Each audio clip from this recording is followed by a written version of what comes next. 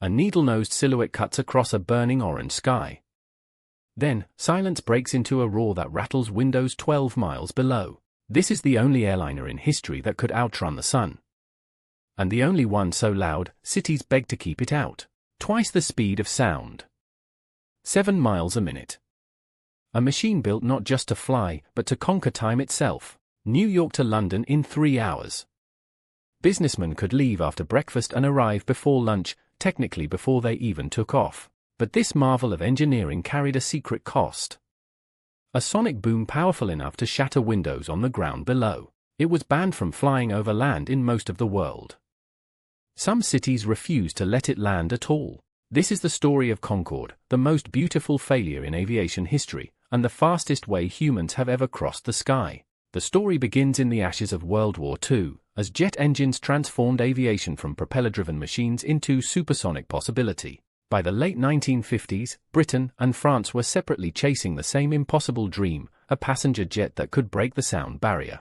Britain's Bristol Aeroplane Company and France's Toulouse Aviation both proposed supersonic transports.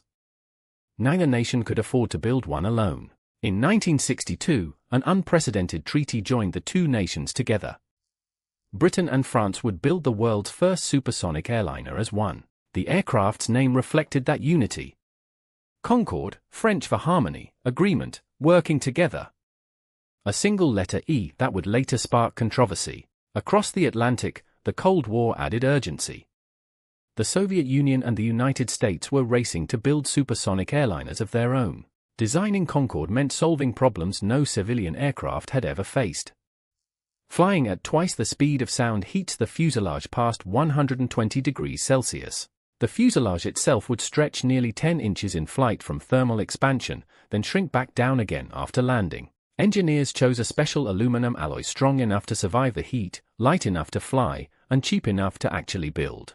Test pilots and engineers in Toulouse and Bristol worked in parallel, assembling twin prototypes on opposite sides of the English Channel. Every rivet, every panel, every wire had to be shared between two countries speaking two different languages and using two different measurement systems.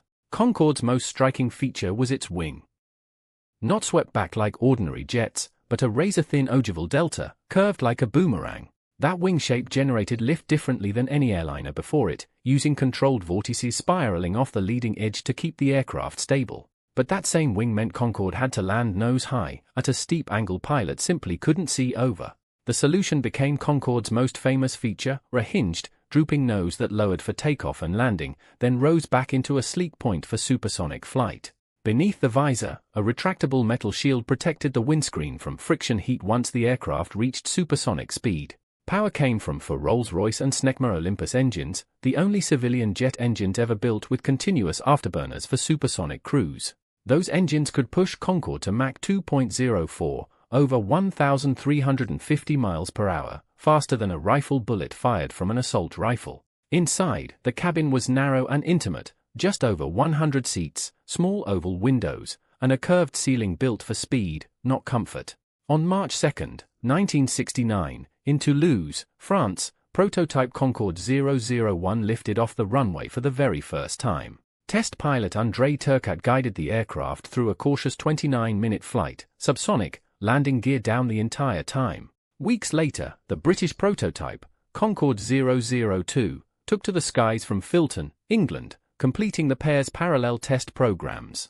On October 1, 1969, Concorde broke the sound barrier for the first time, and pilots reported the ride became smoother, not rougher.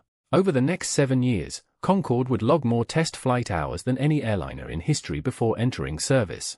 Engineers pushed the airframe to its limits, testing extreme heat, high-altitude stress, and emergency scenarios no passenger would ever expect to see. On January 21, 1976, Concorde finally entered commercial service. British Airways flew to Bahrain.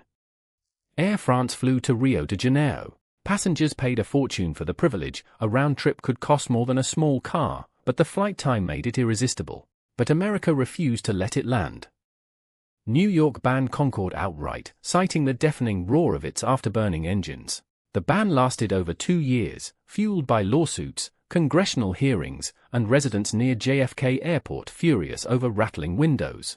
In 1977, After mounting pressure and new noise reduction procedures, Concorde finally touched down at John F. Kennedy International Airport.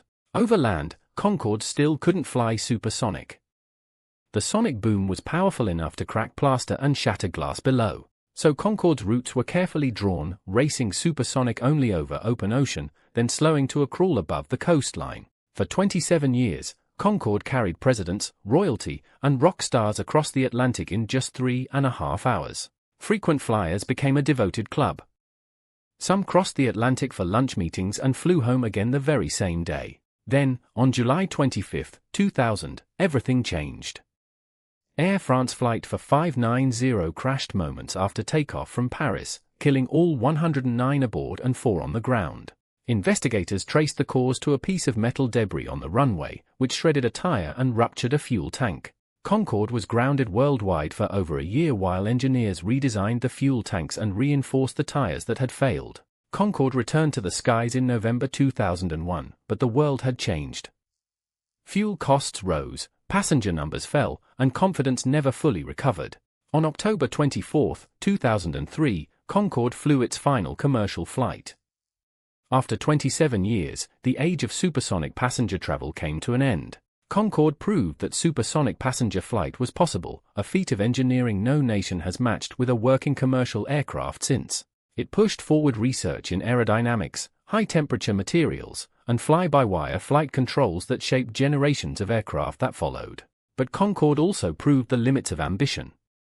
Only 20 aircraft were ever built. 14 entered airline service. None turned a profit. Its legacy lives on in every modern aircraft that uses digital fly-by-wire systems, and in every engineer who still dreams of supersonic flight. Today, more than 2 decades after Concorde's retirement, no airliner flies faster than the speed of sound. Every modern jet is slower than it was in 1976. New companies are trying again. American startup Boom Supersonic is developing a successor aircraft, promising quieter engines and no unsustainable afterburners. NASA is testing quiet supersonic technology too, designing aircraft shaped to soften the sonic boom into a gentle thump instead of a thunderclap. Whether these successors succeed where Concorde couldn't may depend on solving the very same problem that grounded it: noise, cost, and public trust. Concorde was never meant to be profitable. It was meant to prove that humanity could bend the sky to its will, and for 27 years, it did. It was too loud for its own airports, too expensive for ordinary passengers, and too beautiful to ever be forgotten.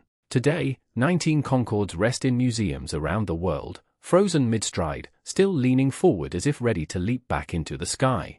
Somewhere, an engineer looks at those frozen airframes and wonders, what would it take to build one more? Concorde didn't fail because it flew too fast. It simply arrived in a world that wasn't ready to keep up with it. For 27 years, it was the fastest way a human being could cross the sky. It may be a very long time before anything beats